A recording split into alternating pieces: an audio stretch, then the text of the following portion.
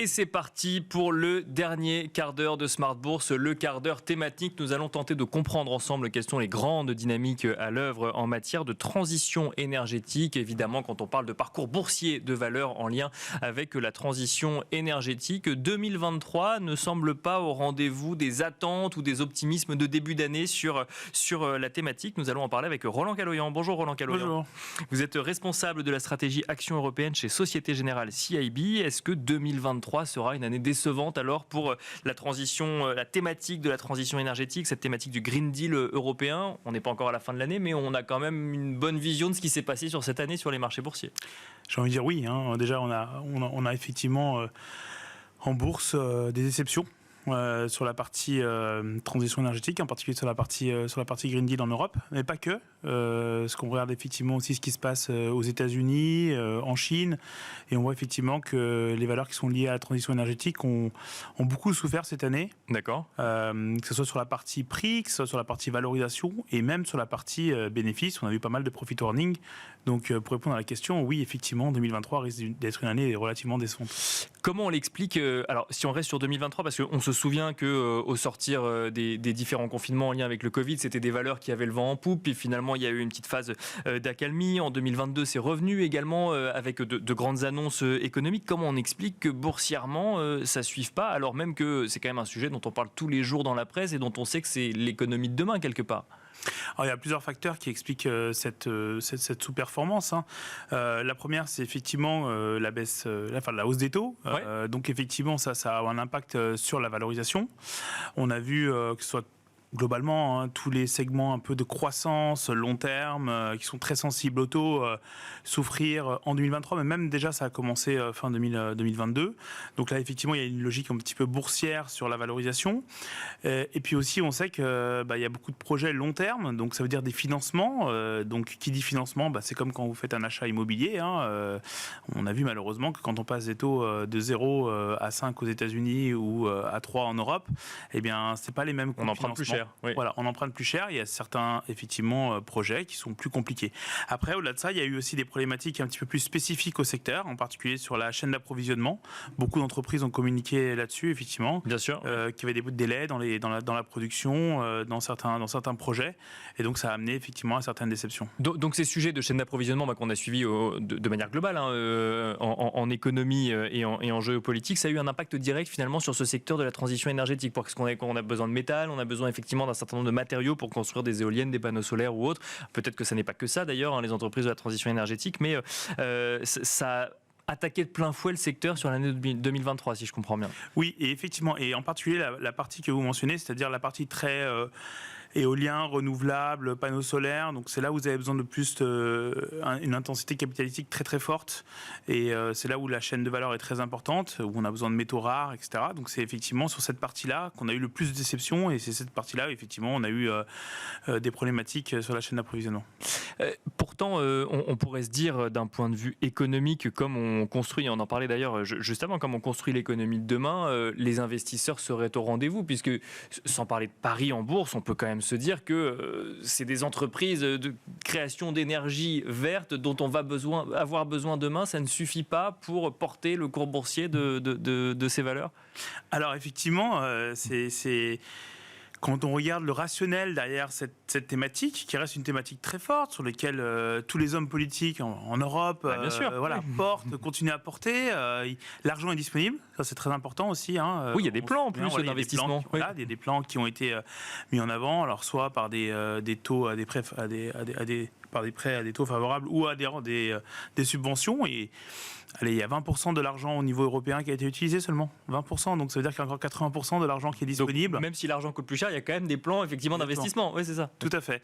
Et donc effectivement, pour nous, ça reste quand même à moyen terme une thématique très très forte. Ce qu'il y a eu, c'est effectivement qu'il y a eu des déceptions cette année. D'accord. Sur certaines parties du Green Deal, en particulier, donc comme on disait, les valeurs liées à l'énergie renouvelable.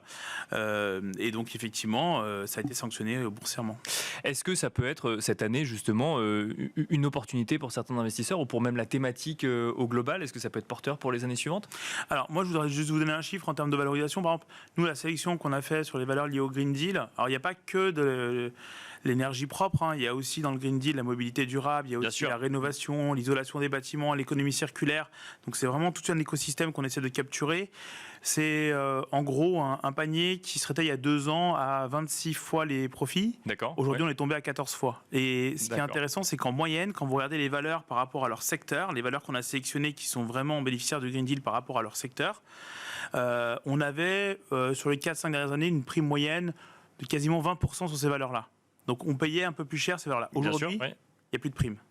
C'est-à-dire que c'est comme si les investisseurs, effectivement, ne distinguaient plus les valeurs qui allaient bénéficier du Green Deal et les autres valeurs du secteur. Un désintérêt complet, finalement, et on met tout le monde dans le même panier, si je peux me permettre cette expression, quoi.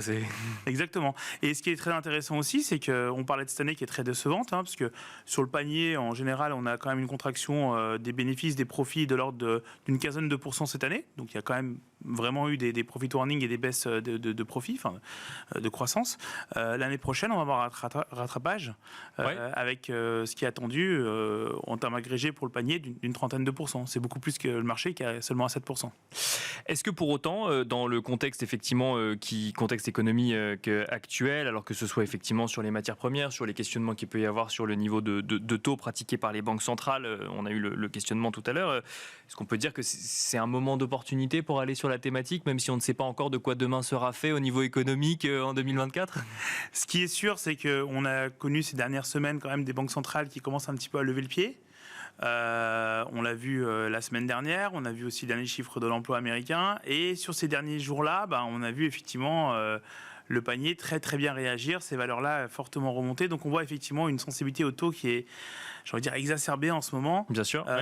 Donc effectivement, ça peut être des valeurs qui peuvent être intéressantes dans un moment où les taux pourraient avoir vu leur point haut. Si on rentre un peu dans le détail, alors sans parler valeur, mais vous l'avez dit, le Green Deal européen, c'est différents secteurs d'activité, c'est au niveau européen, donc il y a peut-être aussi des compositions géographiques. Qu'est-ce qui, entre guillemets, a le mieux résisté, le mieux tenu ? Qu'est-ce qui, au contraire, a le plus souffert ? On a une vision un petit peu sur ce sujet ? Oui, alors ce qui a vraiment le plus souffert, c'est les valeurs qui sont liées à l'énergie propre. D'accord. C'est les renouvelables, c'est l'éolien, c'est les panneaux solaires. Donc les fournisseurs ou les distributeurs d'énergie propre, voilà, par exemple. Donc nous, on est agrégé dans cette catégorie-là. Comme sous-segment, on est à moins 17 cette année. D'accord. Sachant qu'il y a un indice qui est global, qui est aussi Clean Energy, et juste pour vous donner un ordre de grandeur, il est à moins 35. Donc, d'accord, ok. Voilà. Donc ça résiste quand même mieux en Europe, j'ai envie de dire, par rapport à l'indice qui est global sur la Clean Energy. Donc ça, effectivement. Après, tous les autres segments ont quand même fait moins bien que le marché. Le marché est encore en hausse d'environ 7% en Europe. On va retrouver des secteurs type rénovation, électrification, qui vont quand même plutôt bien résister et délivrer une performance positive cette année, mais qui font quand même moins bien que le marché. Qui font quand même moins bien que le marché. Est-ce qu'au niveau géographique, on constate, alors effectivement, là, au sein de l'Union européenne, des pays qui marchent mieux que d'autres ? Est-ce qu'effectivement, là on est au global, mais est-ce que par exemple, il y a des dynamiques qui viennent des États-Unis ou de la Chine et qui auraient un impact sur le sol européen ? Alors, c'est des entreprises qu'on a sélectionnées qui sont quand même des entreprises assez grandes, assez globales, qui ont du business aussi aux États-Unis. D'ailleurs, on a vu certaines entreprises faire des profit warnings sur des chantiers et des dossiers aux États-Unis. D'accord, ce qui est assez surprenant. Non, globalement, le mouvement qu'on a vu sur les valeurs vertes, c'est global. Aux États-Unis aussi, c'est quand même assez compliqué. On l'a vu en Chine aussi. Bon, vous en avez parlé tout à l'heure. Évidemment, la Chine, c'est une thématique sur laquelle il y a beaucoup de pessimisme aussi. Bien sûr, oui. Les valeurs aussi de transition ont une année un petit peu difficile. Donc c'est effectivement difficile de distinguer les régions. Ce qu'on peut dire en Europe, c'est qu'il y a une vraie volonté politique. Qui est affichée, bien sûr. Il y a une commission européenne. Aux États-Unis, on a quand même une élection l'année prochaine, donc il y a quand même un peu d'incertitude sur quel sera le nom du prochain président et quelle sera sa politique en termes environnementaux. Et puis la Chine, on voit qu'en ce moment, c'est effectivement assez compliqué en termes d'investissement en général. Donc effectivement, nous, sur la partie européenne, c'est peut-être là où on a le plus de visibilité aujourd'hui. J'ai envie de vous poser une question, mais alors, il y a deux manières de la poser. C'est est-ce que mais vous avez déjà répondu. Est-ce que l'histoire est finie pour ces valeurs en lien avec la transition énergétique, ou alors si on veut y aller ou si on en possède, comment est-ce qu'on s'adapte, comment est-ce qu'on réagit, comment est-ce qu'on affine sa stratégie aujourd'hui en bourse? Alors pour nous, l'histoire elle n'est pas finie. C'est clairement une histoire long terme, structurante pour l'Europe. C'est la nouvelle stratégie pour l'Europe. On devra passer par la transition énergétique et ces valeurs qu'on a évidemment. Ces valeurs seront clés dans le futur, donc elles vont bénéficier effectivement d'investissements. Après, si effectivement, est-ce qu'on a vu le point bas et aujourd'hui il faut y aller, c'est toujours un petit peu délicat parce que on voit quand même qu'on est dans un sentiment où le sentiment s'est détérioré. Ce que je disais tout à l'heure, il y a plus de primes, donc effectivement, ça donne quand même l'impression que les investisseurs ne croient plus au Green Deal. En fait, c'est vrai que on pourrait se dire aussi que on a l'impression que c'est pas le sujet, alors que pourtant c'est le sujet, mais on a l'impression que c'est pas le sujet actuel du moment, en tout cas dans la tête des investisseurs. C'est peut-être aussi un facteur explicatif. Oui, et puis après, les entreprises qui ont été sanctionnées très fortement sur des résultats qui n'étaient pas au rendez-vous. On a eu beaucoup d'entreprises qui ont perdu 15-20% en une journée de bourse dans ce segment-là. Donc ça montre effectivement beaucoup de tensions et de pessimisme sur ces valeurs-là. Donc effectivement, là, on parle beaucoup d'inflation, déflation, récession.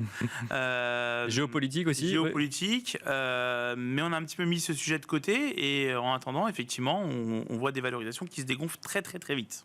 Une question quand même, parce qu'effectivement, ça mérite de le mentionner aussi. Quand on parle de transition énergétique, on parle d'énergie, on parle du bâtiment, on parle d'activités qui, dans une économie traditionnelle, et notamment en bourse, sont des valeurs plutôt cycliques, donc pas forcément avec des énormes variations, comme vous venez de le mentionner. Pour le coup, il y a un sujet risque un peu supplémentaire quand on parle de la transition énergétique, ou en tout cas perçu comme ça par certains investisseurs? Je pense volatilité en tout cas.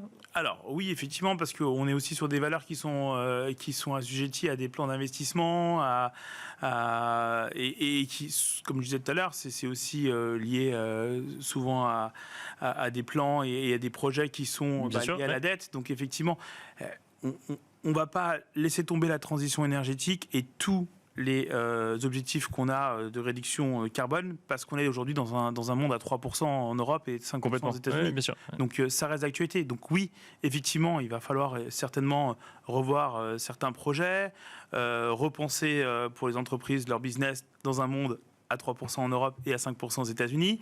Donc c'est ce qui est en train d'être fait, ça prend un petit peu de temps. Donc je pense que c'est ça qui est en train d'être absorbé, mais on ne va pas remettre en cause toute la transition énergétique en disant aujourd'hui l'argent est trop cher.